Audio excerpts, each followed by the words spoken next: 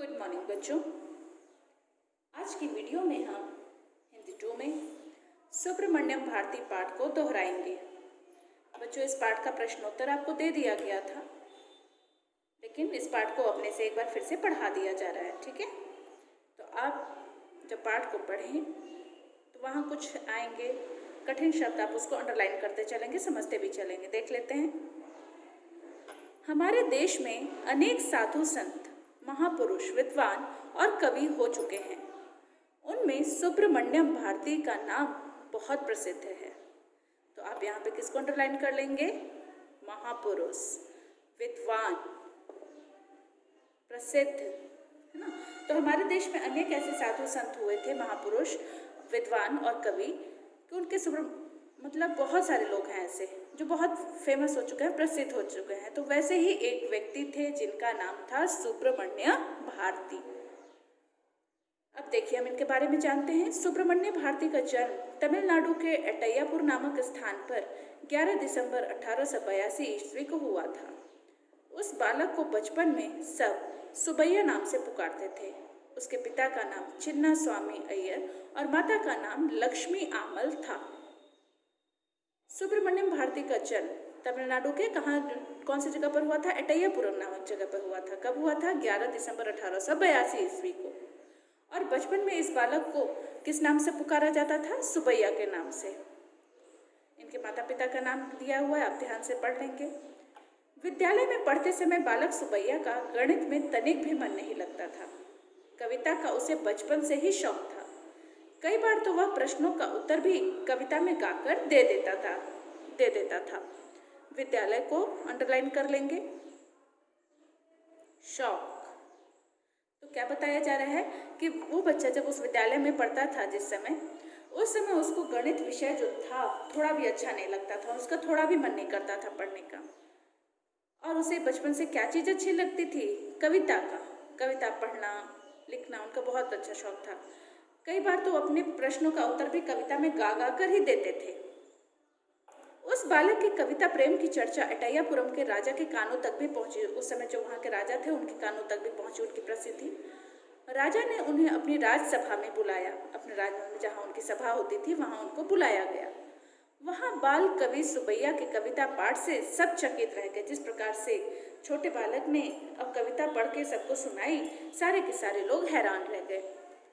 राजा ने कविता पाठ से प्रसन्न होकर उसे भारती की उपाधि दी। तब से वह बाल कवि सुब्रमण्य भारती के नाम से प्रसिद्ध हो गया। उस समय से ही वो किस नाम से जाने लगे? बाल कवि सुब्रमण्यम भारती के नाम से वो प्रसिद्ध हो गए। उन दिनों बालक बालिकाओं का विवाह बचपन में ही कर दिया जाता था। बालक सुबैया का विवाह भी 14 वर्ष की आयु में ही हो गया।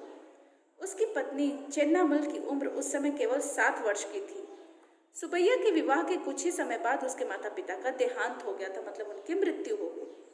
यहाँ क्या बताया जा रहा है कि उस समय जो है बच्चों का छोटे में ही शादी कर दिया जाता था, बचपन में ही हो जाता था। तो इनका भी शादी हो गया कब? मात्र 14 साल की उम्र में। इनकी पत्नी का नाम चेन्नामल था और उनकी उम्र कितनी थी? मात्र 7 वर्ष थी। और जब इनका शादी हुई उसके कुछ समय बाद ही उनके माता पिता का देहांत भी हो गया। भारती 16 वर्ष की उम्र में उच्च शिक्षा प्राप्त करने के लिए वाराणसी गए। आगे की पढ़ाई करने के लिए कहाँ गए? वाराणसी। वहाँ उन्होंने संस्कृत, हिंदी और अंग्रेजी का ज्ञान प्राप्त किया। वहाँ जाकर उन्होंने क्या क्या पढ़ा? संस्कृत, हिंदी और अंग्रेजी। उन दिनों हमारा देश पराधीन था। पराधीन का अर्थ होता है गुलाम होना। गुलामी के सिकंजे में कसे देशवासियों की दुर्दशा का अर्थ होता है बेटा बुरी हालत देखकर भारती का कोमल हृदय बहुत दुखी होता था। मतलब वो लोगों की परेशानियों को देख के मन से एकदम दुखी हो जाते थे। वाराणसी में 4 वर्ष रहकर भारती अपने प्रांत में लौट आए, मतलब वो अपने राज्य वापस आ गए।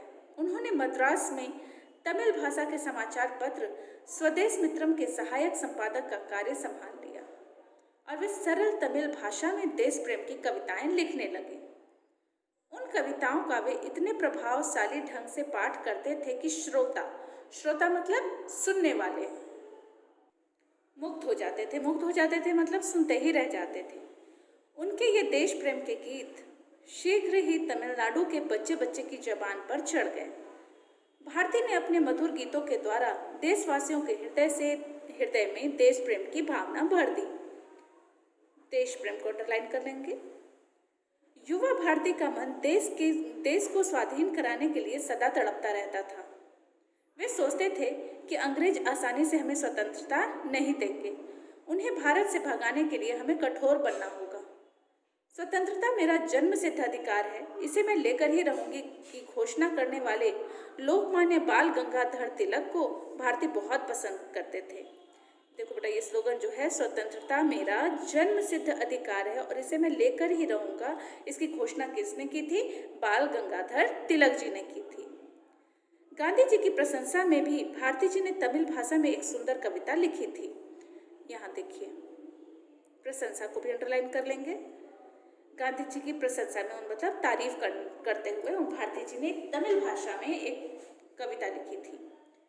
भारती जी स्पष्टवादी एवं निर्भीक व्यक्ति थे। स्पष्टवादी मतलब स्पष्ट, साफ साफ बोलने वाले, और निर्भीक मतलब जो किसी से ही नहीं डरते थे। कठोर सत्य पर झूठ का सुंदर आवरण डाल देना उन्हें पसंद न था। स्पष्टवादी को अंडरलाइन कर लेंगे। निर्भीक, जो किसी से न डरे व्यक्ति। आवरण मतलब पर्दा, मतलब कठोर सत्य पर झूठ का सुंदर आवरण, मतलब ऐसा सत्य जो मुश्किल हो उस पे उनको झूठ, मतलब उसे ढक कर उसके लिए झूठ बोल देना उन्हें अच्छा नहीं लगता था। वे देश की स्वाधीनता के विषय में मतलब स्वतंत्रता के विषय में अपने विचार प्रकट करने में तनिक भी नहीं झिझकते, थोड़ा भी नहीं संकोच करते थे। उन दिनों अंग्रेज सरकार के विरोध में कुछ लिखने बोलने का साहस कोई विरला ही कर पाता था। कम ही ऐसे लोग थे जो ऐसी हिम्मत कर पाते थे। विरले मतलब कम होना। तो मतलब कोई भी उस समय अंग्रेज सरकार के विरोध में ना तो कुछ लिखता था, न बोलने का साहस करता था। स्वदेश मित्रम समाचार पत्र के स्वामी ने भारती के उग्र विचारों मतलब उत्तेजक विचारों वाले लेखों को छापने से इनकार कर दिया। उनको भी डर था, स्वदेश मित्रम के जो स्वामी थे उनको भी डर था कि अगर इनके ऐसे उग्र विचार, उत्तेजक विचार लिखे जाएंगे तो अंग्रेज जो है वो उनसे क्या ले लेंगे? दुश्मनी ले लेंगे। तो वो भी उनके लेखों को छापने से उन्होंने भी मना कर दिया। इनकार करना मतलब मना कर देना। लेकिन भारती जी ने अपने देशभक्तिपूर्ण विचारों में परिवर्तन करने के बजाय समाचार पत्र की नौकरी ही छोड़ दी। उन्होंने ऐसा नहीं किया कि वो अपने विचार बदल लें, नहीं, उन्होंने क्या किया? वो नौकरी ही छोड़ दी। फिर कुछ समय के लिए उन्होंने इंडिया साप्ताहिक पत्रिका प्रकाशन किया।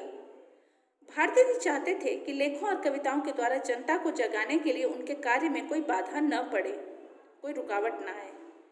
इसलिए वे सन 1908 में पौंडीचेरी में जाकर रहने लगे। पौंडीचेरी उन दिनों फ्रांस के अधिकार में था। भारतीय अंग्रेजों को फूटी आंखों नहीं सुहाते थे।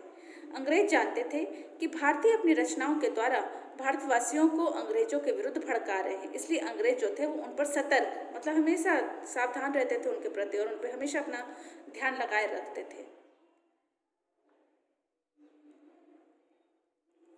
यहाँ देखो, फूटी आंखों नहीं सुहाना मतलब किसी को पसंद ना करना, है ना। तो भारतीय जो थे अंग्रेजों को फूटी आंख नहीं सुहाती, मतलब अंग्रेज जो थे वो भारतीय जी को एकदम देखना नहीं चाहते थे, और वो जानते थे कि वो अपनी रचनाओं से, अपनी कविताओं से भारतवासियों के मन में क्या करेंगे? देश प्रेम की भावना भर देंगे, और सारे लोग जो है वो अंग्रेजों के विरुद्ध हो जाएंगे। इसलिए जो है उन लोग हमेशा भारतीय जी से सावधान रहते थे और हर समय उन पर ध्यान देते रहते थे। बच्चों, तो आज के इस वीडियो में हमने यहाँ तक पढ़ा। कल के वीडियो में हम आगे पढ़ेंगे। आपका जो रिवीजन टेस्ट जाएगा उसके लिए आप शब्दार्थ, इसके प्रश्नोत्तर, आप सारा कुछ याद करके रखेंगे ताकि आप अपने उस अभ्यास कार्य को देख सकें।